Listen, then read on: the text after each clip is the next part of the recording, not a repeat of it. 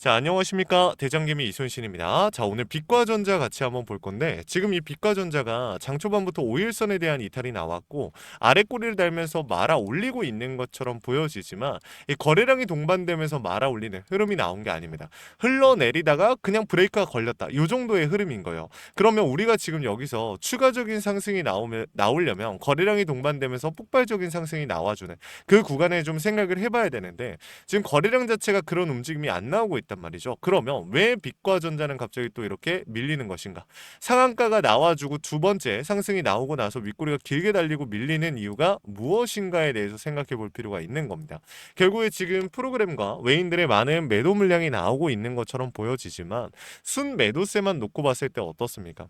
어느 한쪽에서 많은 물량을 받거나 어느 한쪽에서 많은 물량을 던지는 움직임이 아니라 실질적으로 갭을 줄이면서 이 주가를 핸들링하고 있는 세력들의 움직임이 나오고 있는 겁니다.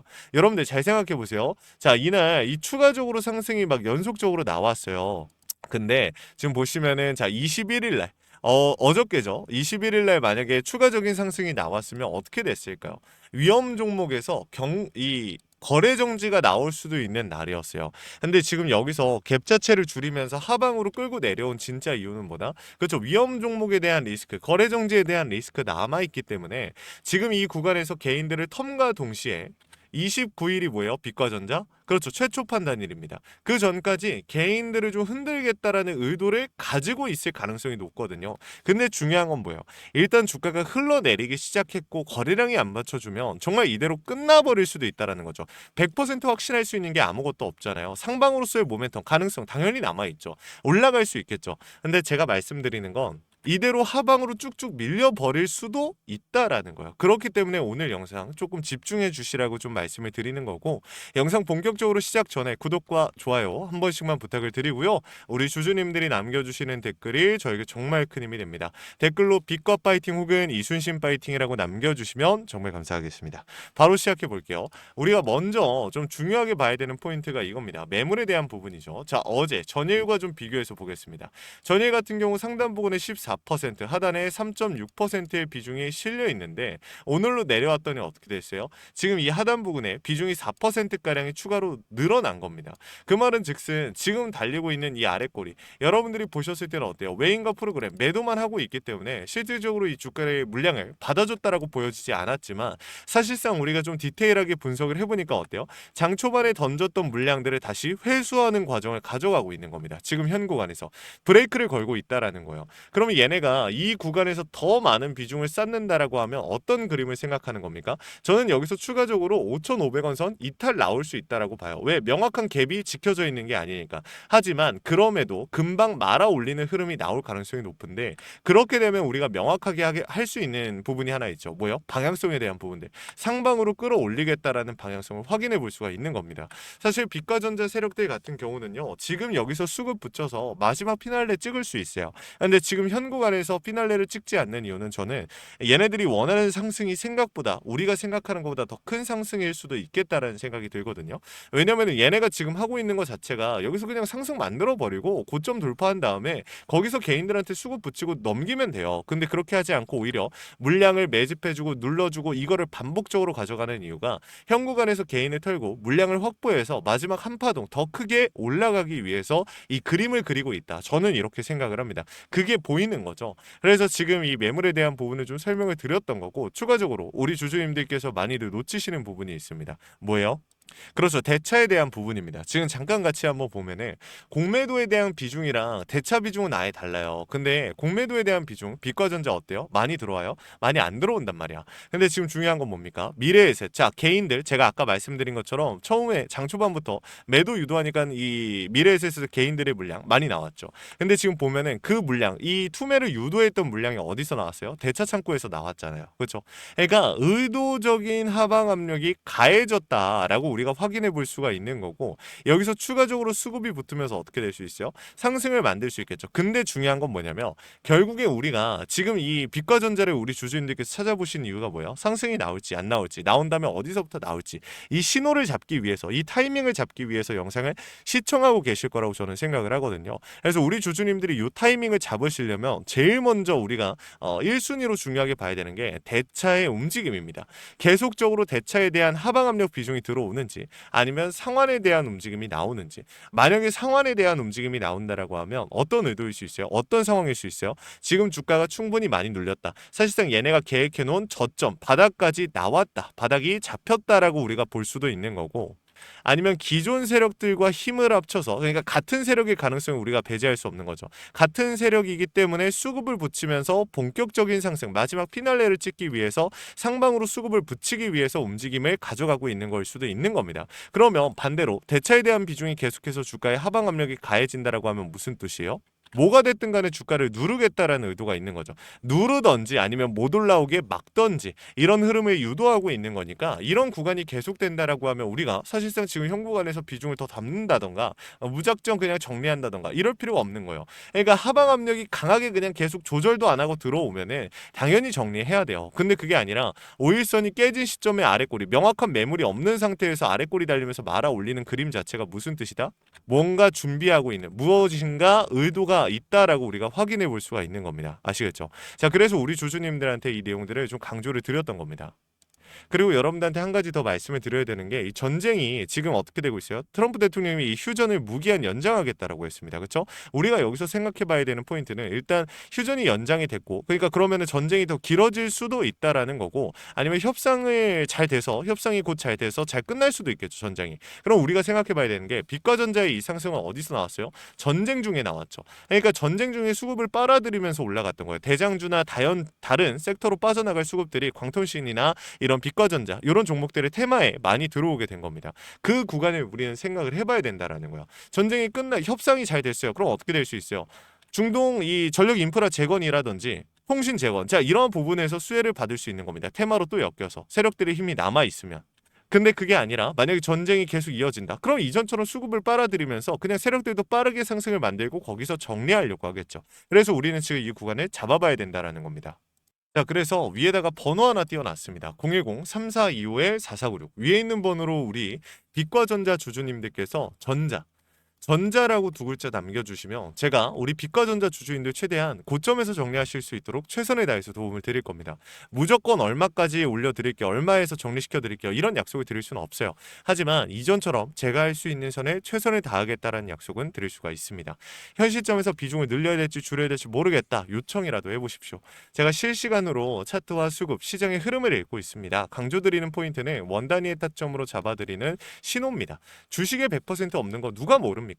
그렇죠? 근데 주식에 100% 없지만 우리가 어떻게 대비하고 대응하느냐에 따라서 추후에 가져갈 수 있는 확률 자체가 달라지는 거예요. 100%에 더 가까워질 수도 있다라는 거죠. 그래서 준비를 한 거니까 구독과 좋아요 한 번씩만 눌러주시고 우리 주주님들 요거 확인이라도 해보시면 좋을 것 같습니다. 아시겠죠? 자, 그리고 마지막으로 이 영상 끝까지 시청해주신 우리 빛과전자 주주님들 위해서 선물 하나 준비했습니다. 시장이 무너졌다가 회복하는 과정에서 유독 강하게 치고 올라간 애들 항상 존재하잖아요. 코로나 때도 그랬고 러시아 우크라이나 때도 그랬고. 그래서 준비를 했습니다. 미국의 트럼프 대통령이 미국 로봇 기업들에게 투자를 아끼지 않겠다라고 하면서 국내에 미국 로봇 정책 수혜 테마가 생겼습니다. 그 연결점이 CES였는데 중요한 건 미국 기업과 협력 관계가 생긴다면 MOU 체결이 나온다라고 하면 이 기대감으로 수급이 몰리고 강한 상승이 나오지 않을까라는 이유만으로 수급이 몰렸던 건데, 이 수급이 없어졌어요? 아니죠. 실체가 있는 곳으로 이동하기 시작했다. 매집이 끝나고 이제 막 바닥에서 30%대의 반등이 나왔고 유통 비율이 40%대. 자, 품절주 형태를 띠고 있어서 한번 치고 올라갈 때 강하게 치고 올라갈 수가 있다라는 거죠. 개인들이 못 들고 있으니까 못 가는 거 아니야? 아닙니다. 개인들이 못 들고 있으니까 비교적 짧은 시간 내에 강한 상승이 나올 확률 자체가 올라가는 겁니다. 그래서 준비를 한 거니까 구독과 좋아요 한 번씩만 눌러주시고 우리 주주님들 요거 영상 끝까지 보시면 확인 가능하시니까 요거 확인이라도 해가시면 좋을 것 같습니다. 이거 같이 한번 보고 마무리할게요. 자, 제가 오늘 준비한 히든 종목은 바로 이 로봇 품절주입니다. 이 목표 주가가 최소 300%이고 작전 세력들의 매집 기간이 최소 2개월입니다.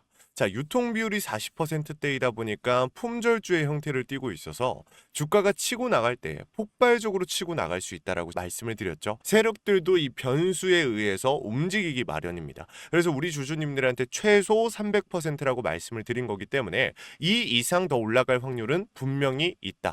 자, 최근에 이 트럼프가 로봇 섹터의 지원을 아끼지 않겠다라고 밝히면서 우리 국내 로봇주들도 정말 한 번에 치고 올라갔었습니다. 근데 중요한 거는 이게 어떤 이유로 트럼프가 로봇 섹터에 투자하겠다라고 밝혔는가?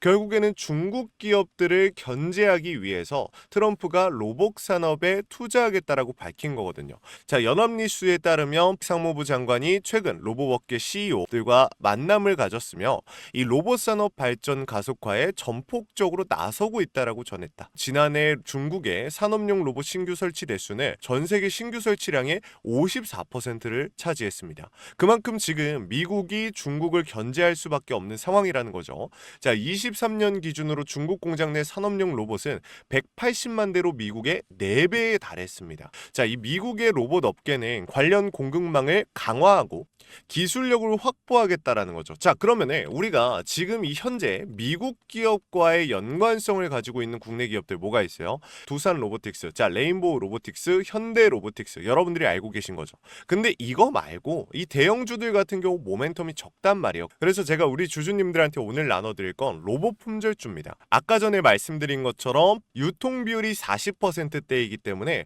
폭발적인 상승이 나올 수 있으며 트럼프가 말했던 자, 이 공급망 강화에 대한 내용들과 그리고 협업에 대한 내용들, 그리고 내년 1월 달에 CES 로봇 박람회에 대한 기대감 속에서 가장 큰 주목을 받을 기업이 될 겁니다.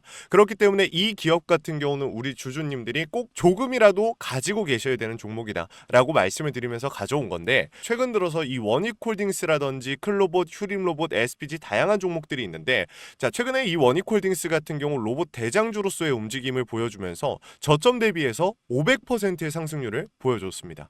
원익홀딩스 같은 경우 이 유통 비율이 얼마예요? 유통 비율이 50%대다. 자, SPG도 지금 로봇 감속기 관련해서 미국 기업과의 연관성에 대한 기대감이 좀 들어와 있는 상태인데, 일단 제일 중요한 거 중국 기업과의 연관성이 딱히 없다. 자, 사실 로봇 섹터가 중국 기업들과의 연관성이 아예 없기에는 어려워요. 근데 이 SPG나 원익홀딩스 같은 경우는 사실 이 연관성이 굉장히 적다라는 거죠. 그래서 이 SPG 같은 경우 저점 대비 220%의 상승이 나왔습니다. 자, 그래서 제가 우리 주주님들한테 지금 보여드릴 이 종목은 26년도 시장을 장악할 종목이 될 거예요.